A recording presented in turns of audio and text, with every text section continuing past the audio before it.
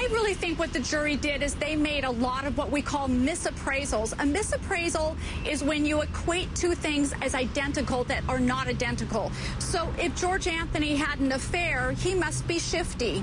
If they had a pathological child, the parents themselves, there must be something wrong with them. But the thing is that the public is making the same misappraisal now with the jury. If the jury acquitted her, they themselves must be as bad as a baby killer. It's like someone saying if their fiance wants a prenup, they must not love them. Or if a guy buys you a big ring, he must love you more.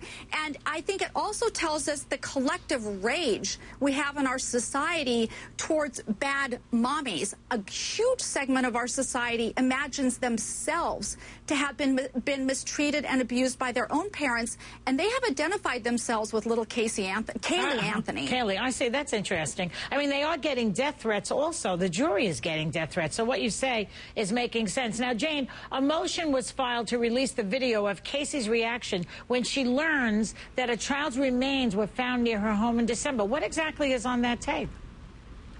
Well, I've got the motion right here, and that's potentially explosive. This was when, on December 11th, the remains were found. What they did is they took Casey Anthony into the infirmary. They put her in front of a TV set to watch the breaking news, and then they secretly videotaped her. And according to published reports, what happened is before anybody knew it was Kaylee, just that remains had been found, she begins to double over twice and hyperventilate, which prosecutors say was a consciousness of guilt. And that's why they didn't allow it into the trial, because it was so inflammatory and so prejudicial. Bethany, well, now that there's nothing... Go ahead. Now they could let it out. And now they could let it out, and it is going to be inflammatory, except she's been acquitted. So it's still too late. My understanding...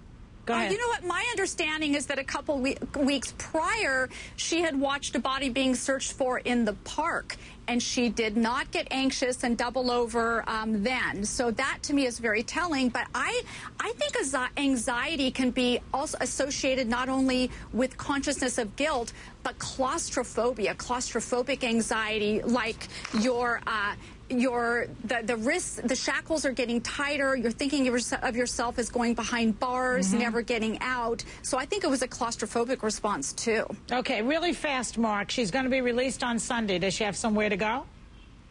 Casey? Her attorneys are telling me that they have taken care of her and they've taken precautions to make sure she gets there safely. Okay, thanks very much.